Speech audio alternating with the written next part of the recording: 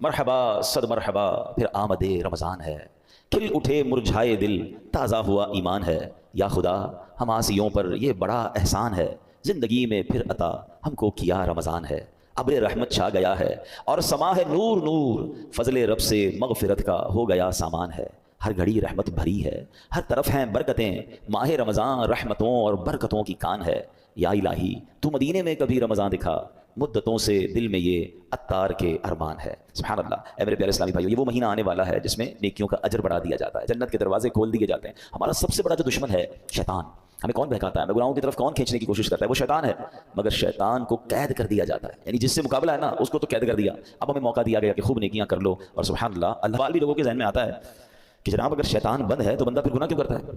ٹھیک ہے نا، آپ کہہ رہے ہیں شیطان بند ہو جاتا ہے تو لوگ رمضان میں بھی جھوٹ بولتے ہیں، رمضان میں بھی معاذ اللہ فلمیں ڈرامے دیکھ رہے ہوتے ہیں، بدکاری بے حیائی بہت سارے برے کام چل رہے ہوتے ہیں، تو یہ کیوں؟ تو علماء نے بڑی پیاری مثال دی ہے۔ کبھی سائیکل چلائی ہوگی آپ نے، تو فرمایا سائیکل چلاؤ، چلاتے رہیں اور کچھ دیر کے بعد سائیکل کے آپ پیڈل مارنا چھوڑ دیں، مگر سائیکل پھر بھی کافی دیر تک خود چلتی ہے کیونکہ پیڈل آپ نے پیچھے کافی مار لیے تھے۔ تو بتایا جو 11 مہینے شیطان نے آپ کے پیڈل مارے ہیں نا، ٹھیک ہے، 11 مہینے چلتے رہے شیطان کے ساتھ، اب شیطان تو بند ہو گیا، باقی کام انہوں نے خود ہی کر رہے ہیں، وہ شیطان بندے بندہ خود ہی اس کو جو پیڈل مارے سائیکل چل رہی ہے، بریک تو لگاؤ بھائی، ہاں بریک لگا لو گے تو پھر نہیں چلنی کیونکہ پیڈل مارنے والا کوئی نہیں ہے، مگر مسئلہ یہ کہ ہم بریک مارنے کے لیے تیار نہیں ہوتے نا، ہماری جو عادتیں ہیں اس کو کنٹینیو کر لیتے ہیں، معاذ اللہ جس کی جھوٹ بولنے کی عادت، بد نگاہی کی عادت، موبائل پر الٹی سیدھی چیزیں دیکھنے کی عادت، لڑائی جھگڑے کی عادت، گالی گلوچ کی عادت، حرام کمانے کی عادت، وہ رمضان میں اس لیے بند نہیں ہوتی کہ اس نے بریک نہیں لگاتا۔ وہ مجھے اور آپ کو ابھی سے بریک لگا لینا ہے، 3-4 دن تو شیطان سے لڑ لو یار، پھر تو ویسے ہی رمضان آ جائے گا، وہ بند ہو جائے گا، ابھی سے پریکٹس کرنی ہوگی۔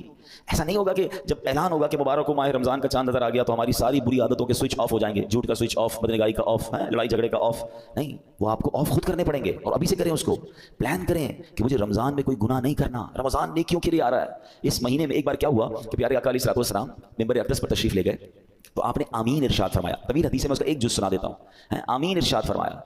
صحابہ نے کہا حضور آپ نے آمین فرمایا؟ کہ جبریل امین آئے تھے، انہوں نے دعا کی کہ جو رمضان کو پائے اور اپنی مغفرت نہ کروا سکے وہ ہلاک و برباد ہو جائے۔ نبی پاک فرماتے میں نے اس دعا پر آمین کہا ہے۔ مجھے بتائیں دعا کرنے والا کون؟ فرشتوں کا سردار روح الامین۔ آمین کہنے والا کون؟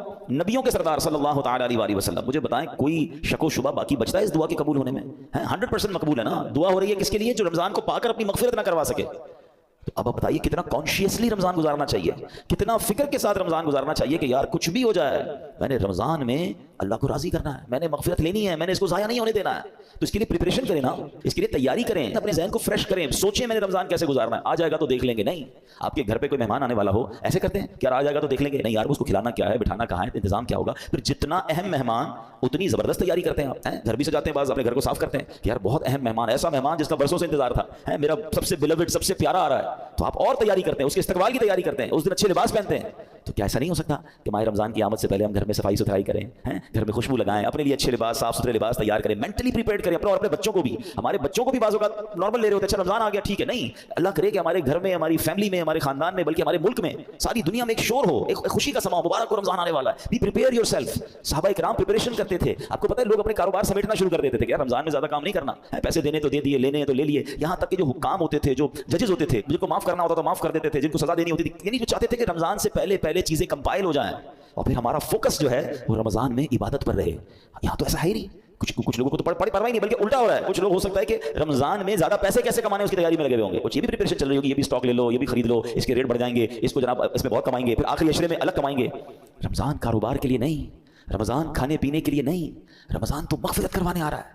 آپ کو پتہ ہے پچھلے رمضان میں کئی لوگ ہمارے ساتھ تھے، وہ آج ہمارے ساتھ نہیں ہیں، ہمیں کیا معلوم؟ پہلے تو اللہ سے یہ دعا کرتے ہیں کہ یا اللہ خیر سے عافیت سے ہمیں رمضان سے ملا دے، بڑی پیاری دعا ہے نا، اللہم بلغنا رمضان بصحت وعافیہ، اے اللہ ہمیں رمضان سے صحت اور عافیت کے ساتھ ملا دے۔ پہلی دعا تو ہماری یہ ہے، اور پھر دوسری دعا یہ ہے کہ اللہ یہ رمضان ہمیں ہماری مغفرت کا سامان بن جائے، کیا پتہ یہ آخری رمضان ہو ہمارا، تو ہمیں اس کی قدر کرنی ہے، ذہنی طور پہ تیار ہو، بلکہ میں تو مشورہ دیتا ہوں فزیکلی بھی تیار ہونا شروع ہو جائیں، زیادہ محنت کے کام تھوڑا کم کر دیں، تھکاوٹ والے کام کم کر دیں، زیادہ ٹریولنگ کم کر دیں، کیونکہ اگر آپ کی طبیعت خراب ہو گئی ہے، اگر جس کو فکر ہے نا کہ میں نے پورے روزے رکھنے ہیں، پوری تراویحیں پڑھنی ہے، تو وہ اپنے آپ کو ذرا سیکیور کرے گا۔ آپ کو پتہ ہے جس کی شادی ہوتی ہے کیا کہتے ہیں دولہے کو، بھائی ذرا خیال رکھنا، شادی والے دن ہی بیمار مت ہو جانا، شادی سے 4-5-6 دن پہلے 8 دن پہلے اس کو ریسٹ کرواتے ہیں، اس کو زیادہ ٹریول نہیں کرواتے، ٹھیک ہے اچھی بات ہے، ایک بڑا ایونٹ ہے۔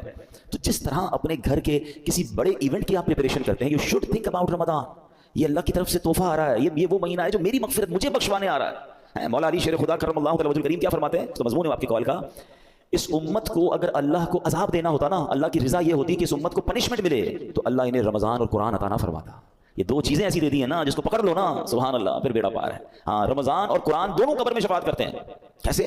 رمضان کہتا ہے یا اللہ میں نے اس بندے کو جو ہے وہ کھانے پینے سے روکا تھا, دن میں کھانے پینے سے روکا تھا. قرآن کہے گا مولا رات میں نے سونے سے روکا, یہ قرآن پڑھتا تھا, تراویح سنتا تھا.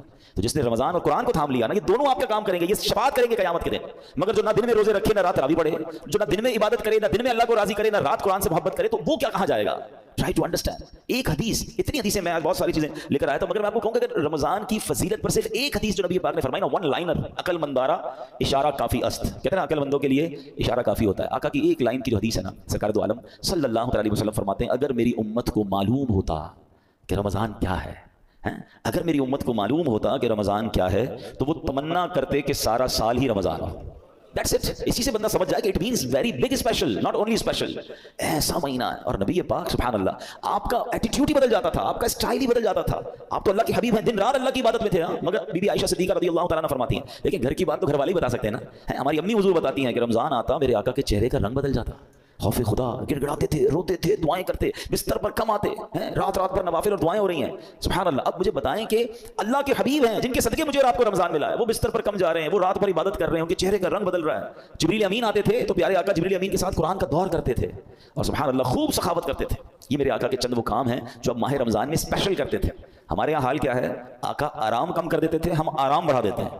ہمارے کئی لوگ رمضان میں سوتے ہی رہتے ہیں. بھائی آپ سوتے رہیں گے تو آپ نے پھر کیا روزے کو پایا؟ دیکھیں ایکچولی روزے کے کچھ میسیجز ہیں. روزہ ایسے رکھنا ہے, ایک تو جیسے میں نے بتایا کہ صرف کھانے پینے سے نہیں, گناہوں سے بھی بچنا ہے.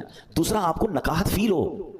اس کا ایک مقصود ہے کہ جب عصر کے بعد خاص طور پہ ماشاءاللہ کئی لوگ میں جانتا ہوں, مجھے یہاں بھی نظر آ رہے ہیں, مزدور بھی ہیں ہمارے بھائی, نوکری پیشہ بھائی بھی ہمارے بیان میں آئے ہیں, تو یہ مجھے تو ان پہ یقین کرے رشک آتا ہے. اصل روزہ ہی ان کا ہے. ایسے بھی ماشاءاللہ ہیں جو صبح 8-9 بجے سے کام پہ جاتے ہیں اور محنت مزدوری بھی کر رہے ہوتے ہیں, اور سبحان اللہ روزہ بھی رکھتے ہیں. اللہ ان کے صدقے ہم ناکاروں کا روزہ قبول فرما رہے ہیں. ہم میں کئی وہ ہیں جو ایئر کنڈیشن روم میں بیٹھے رہتے ہیں, کام بھی ہے تو ٹیلی فون پر کام کرنا ہے.